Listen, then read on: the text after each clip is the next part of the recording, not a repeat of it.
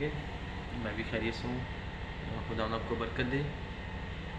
जैसा कि आप सब जानते हैं कि आजकल सोलर की तरफ लोग बहुत अट्रैक्ट हैं और ये वक्त के मुताबिक ज़रूरत भी बन गया है हम सब की।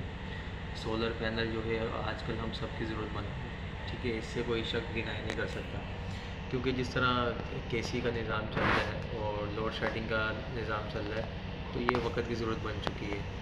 तो इसलिए हर घर की ज़रूरत है, चाहे घर छोटा हो या बड़ा हो, हर घर की ज़रूरत है कि वो सोलर सिस्टम इंस्टॉल करे।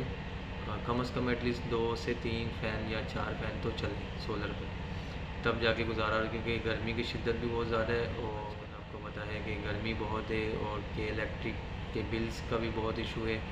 तो इस वजह से ये मैंने मैंने अपने घर पे 2 फ़ैन और 2 लाइट्स का सोलर सिस्टम इंस्टॉल कराया है, जिसमें एक सिंगल बेड यूज़ हुई है और एक AGS की बैटरी यूज़ हुई है, एक